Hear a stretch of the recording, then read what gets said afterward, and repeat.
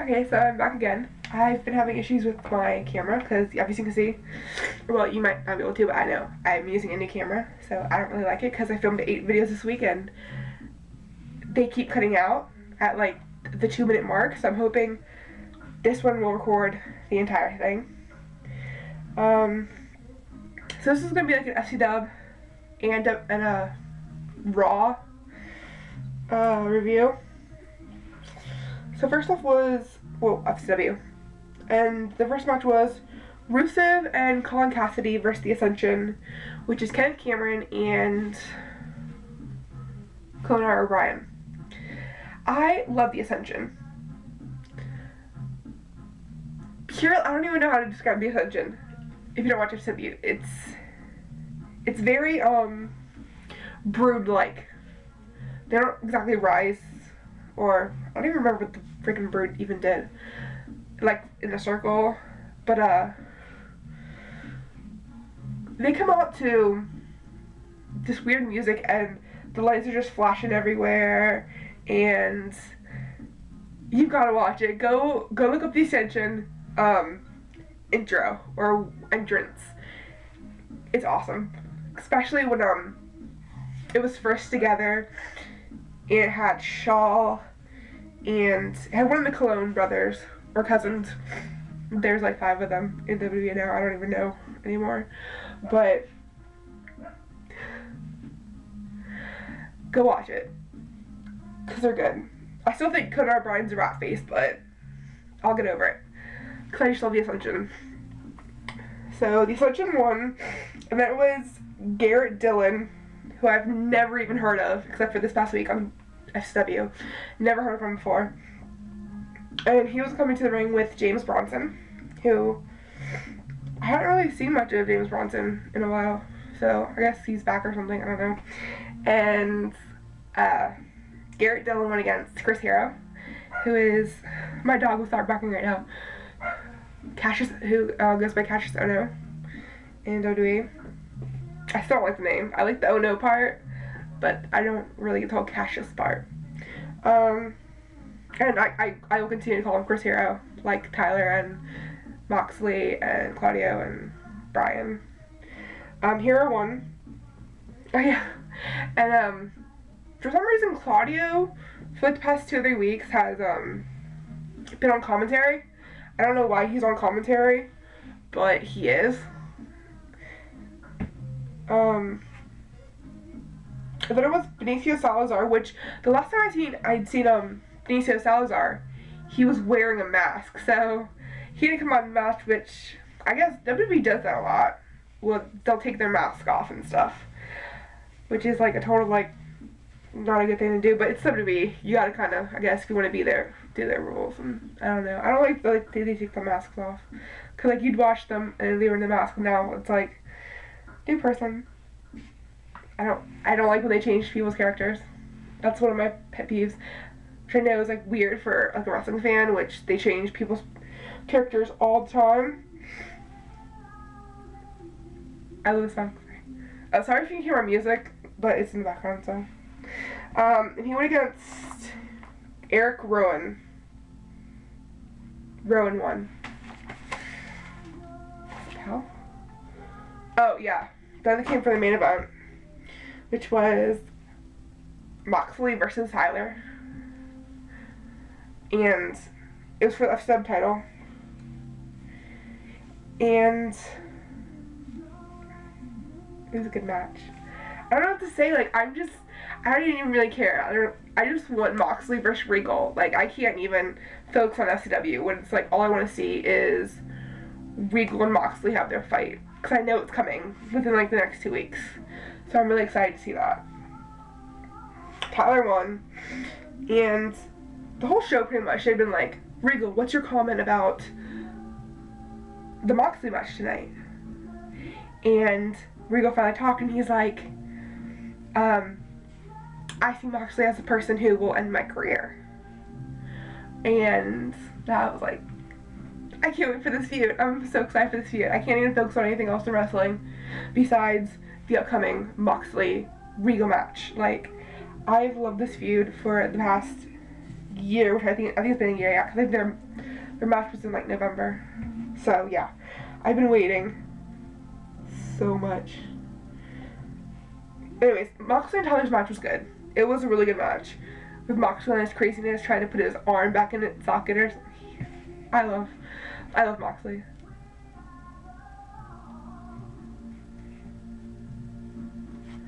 And it was overall good FCW, but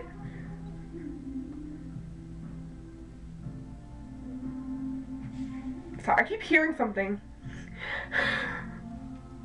Anyways, Raw. Raw. Raw this week was all about AJ. Literally, I think everything.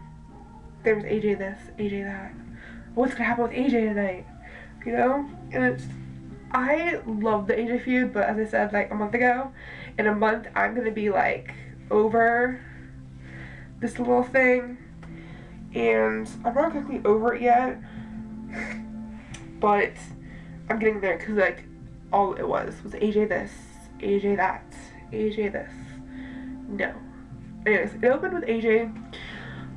Well, he thought she was talking to Brian Punk and Kane. She talks to them separately, and then it shows you she's talking to herself in a mirror. She's crazy. And I actually didn't see that part because my TV was having issues because it's been storming and I get no TV half the time. So I watched it all online.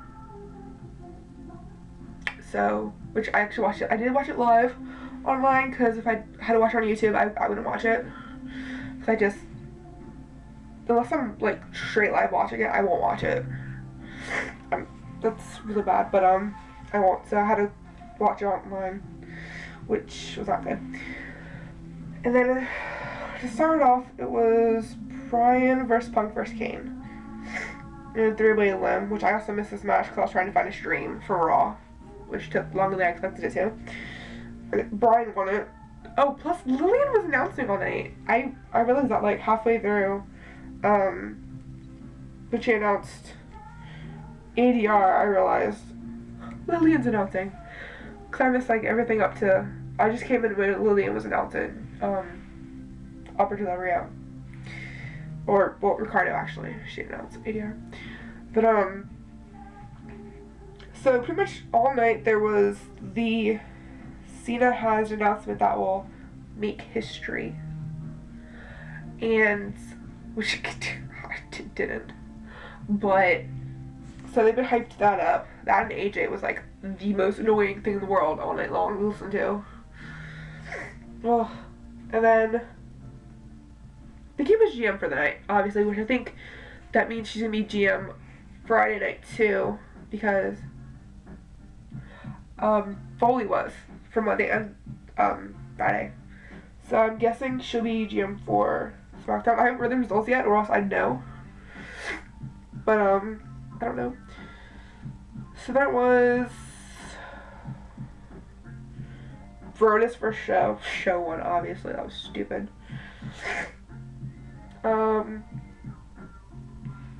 Just a lot of AJ and Kane stuff, like match AJ Kane segment, match AJ segment, match AJ everywhere. During matches, AJ. After match, AJ. It was AJ everywhere. I wasn't really amused with the whole AJ thing. I still like the whole concept of the whole AJ thing and her being crazy and shit, but I'm over it. Too much. Too much.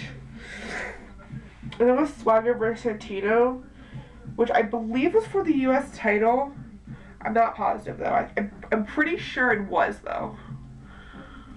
But Santino won, obviously. So then Cena came out for his history-making announcement.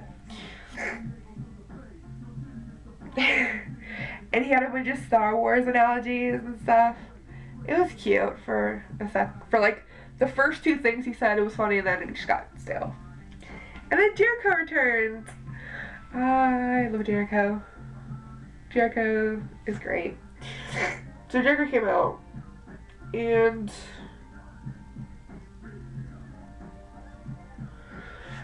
Cena pretty much, his history-making announcement was that he is going to enter himself into the Money in the Bank, which is the first time, which is really weird to see it in anything trying to get like a contendership match, except for like something big.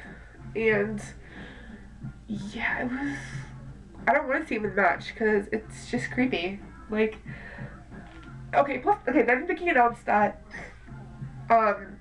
all former champs were going to be in the match, which I find be ridiculous. There's no point of a Bell Ladder match if we aren't going to push the younger talents. That's what we've done in the past. We've had Kofi, we've had Evan, everyone. Younger talents who never get shown, who are trying to make it up the ladder, but no. Well, actually, that was a literal metaphor right there. But to put formers in there is just a waste of the match. There's no point in the match if you're not going to push up the talent that needs to be brought up. There's no point in it. No, I guess it's the same with the other match, which I guess this was the WWE match. I don't know if it's the title, but I don't know if it's going to be the same with the World Heavyweight title. I hope not, because this is just, it's stupid. I don't like it. But then there was the whole everyone who wins the briefcase becomes champ. Not true. Technically it is, but it's not really true. Because Mr. Kennedy, I can't remember which one it was like 4 or 5 years ago. Mr. Kennedy won the title. I think it was 06. I want to say it's 06 or 05, but I can't really remember. Mr. Kennedy got the briefcase, but then he was stupid and put it on the line against Edge, and then Edge like won the briefcase off him, and then so technically it's true, but not literally, or vice versa. I don't really remember, but still, no. And yeah, I don't really like the concept of how they're doing it this year. That's gonna be like all formers going for it. I don't like that. Plus, it's just weird to have Cena in it. Yeah, and then I guess they're gonna do this until the 1000th episode. Is bring former like main eventers and former people on Raw to compete. I guess Heath Slater is. I don't know. Heath Slater is the anti-Randy Orton.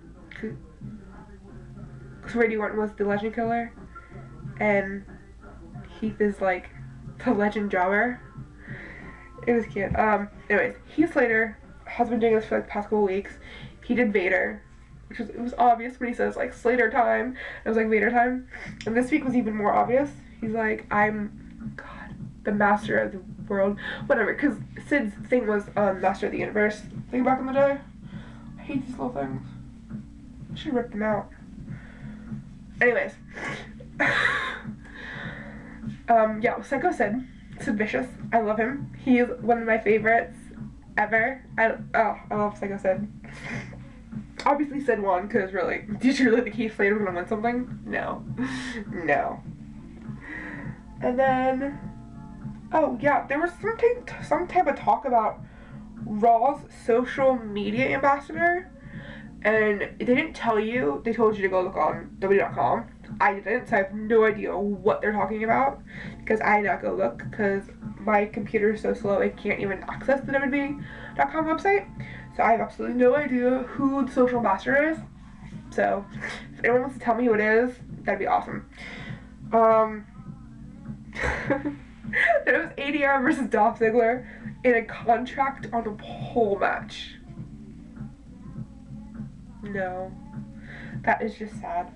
Contract on a pole match, okay?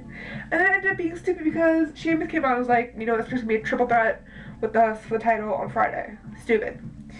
And then around here it was announced that there's, I think, I've heard rumors that there's gonna be like a live SmackDown next Tuesday, which I didn't see that part because I was watching it online, so like they completely like took out commercials and segments. So I have no idea if there's gonna be a live SmackDown through Tuesday night or not. So tell me if there is too, because I'm completely lost if there is. I don't know. God. And then there was the Divas bikini match. Oh God, Diva bikini matches. Okay, It was Beth, Natalia, AJ, Liviana, Rosa, Tamina, Layla, Vicky, Caitlin, Alicia, and Oksana in a bikini match. There's no point in the bikini match though. I don't think there was actual like anything up for grabs in it, so there was no point in a bikini match. AJ won, obviously. It's a no-brainer. What is AJ doing?